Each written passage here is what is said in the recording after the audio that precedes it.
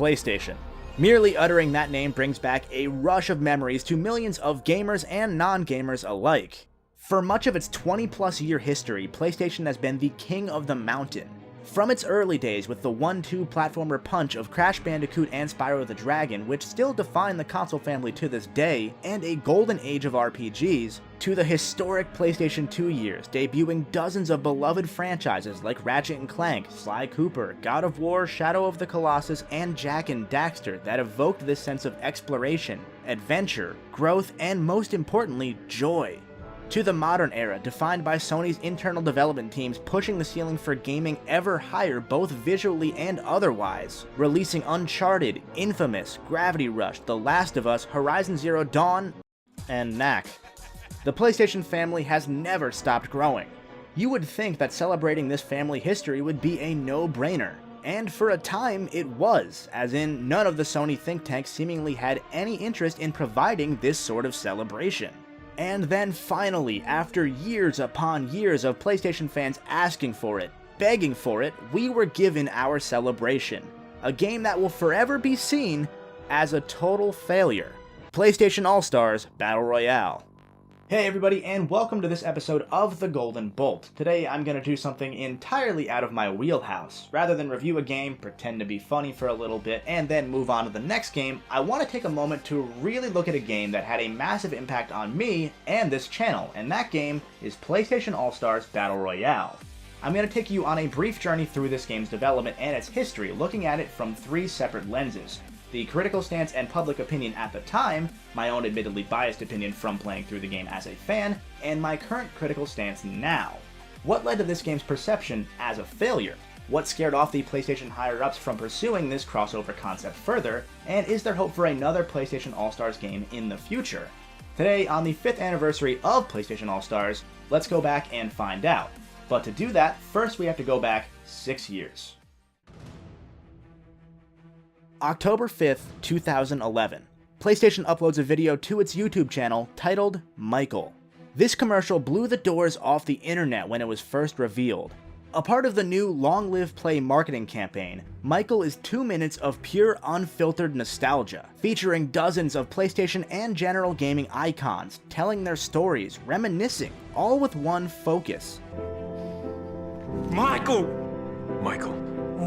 Michael is you. You were the one that helped Kratos in his fight against the gods. You kept Solid Snake pushing onward when war kept changing. You were responsible for all of it, every moment that you remember in your gaming life, every action that stuck out, every jump that you made, and even every jump that you missed. It was all because of you. As the camera pans up, you see all of the hundreds of pictures of different Michaels, all from different backgrounds that each had this sole thing in common: gaming. Yes, it was a PlayStation ad at the end of the day, but it was made with such love and such detail that it could resonate equally with everybody. The Michael ad received near universal praise. It was that celebration that fans wanted. Surely any future celebrations would perform swimmingly after a start like that. Oh boy, never mind. This, ladies and gentlemen, is the public response to PlayStation All-Stars, Sony's 4-player crossover fighting game. Over a 30% dislike ratio on an E3 trailer, with the comments loaded with insults. The official reveal trailer and the Michael spot while we're on the subject have both been removed from the PlayStation YouTube channel, but let's just say that people lightened up by E3.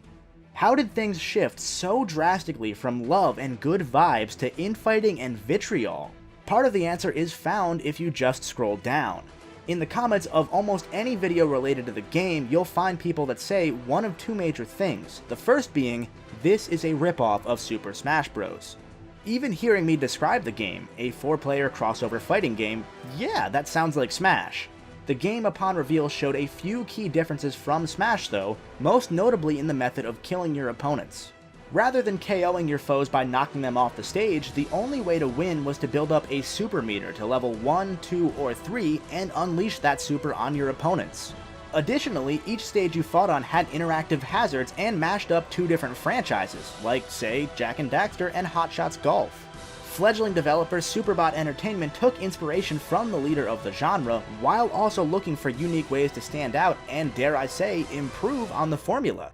Naturally, gamers took their battle positions.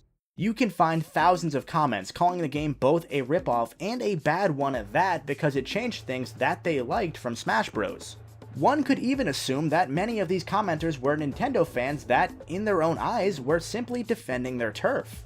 Whatever the reason may be, PlayStation All-Stars did not receive even a room temperature reception from gamers. The super system of fighting in particular was the subject of debate for months before and even years after Battle Royale's launch. People complained just from looking at footage that attacks didn't feel like they mattered since you weren't doing damage to enemies, you were just building a meter for yourself. The risk-reward mechanic of the supers didn't click either. The game was a hotly debated topic all over the web, whenever people didn't dismiss it immediately, that is. Throughout all of this, none of the people commenting had actually touched the game yet. Meanwhile, the world of gaming journalism saw things quite differently from the masses. Critics who got a hands-on look at All-Stars generally were impressed by it, and most were excited to see the game flesh out as it neared its launch. Naturally, some reactions were more positive than others. There didn't seem to be anything original, and it didn't look fun. Like, it just looked boring. But to the press, the game showed promise. There would be this clear split between public and critical reaction for several months, even after the game's demo hit stores and after its multiple online betas hit PSN. Once people did get to play the game, response generally warmed up. However, people still couldn't acclimate to the unique mechanics. As IGN's Greg Miller would later say after launch, Battle Royale's biggest weakness was that it looked like Smash Bros. People naturally played All-Stars like it was Melee or Brawl, had a bad time with it as a result, and immediately would dismiss it. Now, what was that second comment that you would see when looking at discussions of the game? Oh yeah. The second biggest shortcoming of PlayStation All-Stars is one of timing. Superbot began development on the game in 2009. In fact, Superbot was created specifically for this game, drawing in both younger and more experienced developers. It is worth noting though that the first year of development actually focused on a different style of game entirely. Superbot had created a demo for a 4v4 capture the flag game. In 2010, at Sony's suggestion, development shifted to a one-screen experience, and the team naturally came to the 2D brawler genre and the codename Title Fight. The roster was considered on a what have you done for me lately basis. None of the game's 16 first-party characters had been dormant for more than 4 years, and most had games actively in development or seemed to have something on the way. The in-house lineup, however, wasn't all that the PlayStation brand had to offer. The first decade of the console family's life was defined by games that Sony didn't own itself. Games like Final Fantasy, Metal Gear Solid, Devil May Cry, Resident Evil, Tekken, Tomb Raider, and of course, Crash and Spyro. It just wouldn't be a true PlayStation celebration if Superbot didn't also celebrate the independent franchises that helped hold down the fort. So, Superbot pulled strings, they made deals, and they got Heihachi from Tekken, great. They got Raiden from Metal Gear Solid, okay, cool, I guess, because Snake was in Smash, whatever, it works. Big Daddy from BioShock?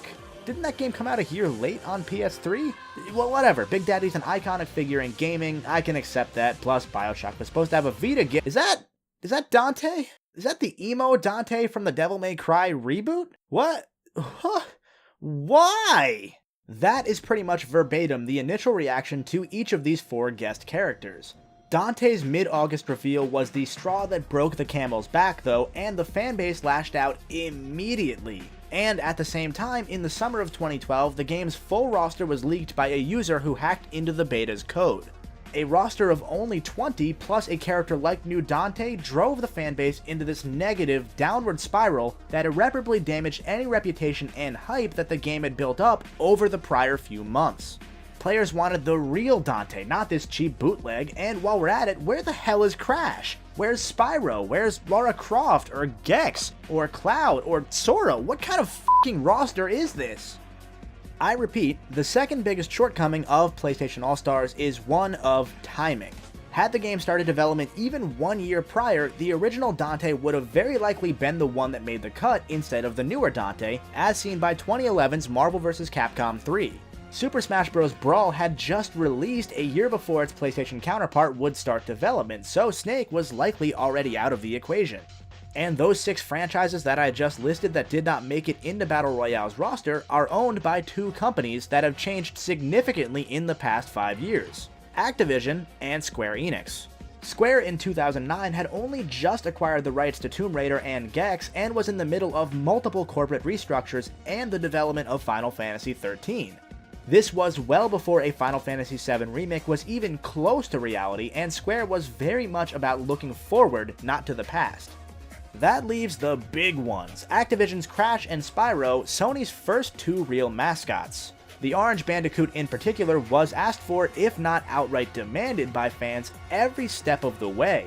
The PR team at Superbot, after months of answering no comment, now had a go-to response when asked about Crash. It takes 2 to tango. Meanwhile, developer Toys for Bob was already hard at work developing a Spyro game that would eventually become Skylanders, and Activision had no interest in sharing that pie either. Looking at it even just half a decade later, it is shocking to see the state of the industry by comparison. In the past 2 years alone, Crash was revived with the Insane Trilogy, a Spyro remake could be on the way, Classic Dante reappeared in Marvel vs. Capcom Infinite, and a true Devil May Cry 5 is heavily rumored, Tomb Raider is in a renaissance, a Final Fantasy VII remake is in the works, hell, Cloud was put into Smash! Had development of All-Stars been shifted either up or down by even 2 years, the game would have looked entirely different just in terms of roster alone. Instead, we had a fanbase tearing itself apart from the inside, a general audience salting the wounds from the outside, and a developer with sopping wet band-aids trying to cover as many broken hearts as possible. And that, folks, is where we're going to leave off for now. Originally, this was going to be only a 1-part video, not a 2-parter, but at the 11th hour I discovered some info that has never before been revealed about this game from developers that worked on PlayStation All-Stars, including 2 cut characters and a potential reason why this game's post-launch support was cut early. Come back next week for part 2, where on top of discussing these things, I discuss the game's launch itself, the post-launch support that it did have, the potential future of the PlayStation All-Stars series, and my current critical opinion of the game itself. As always, thank you very much for watching. If you liked the video, make sure you hit the like button and share it with your friends. And if you want to see more of this kind of content and more, make sure you subscribe. As always, everybody, stay golden.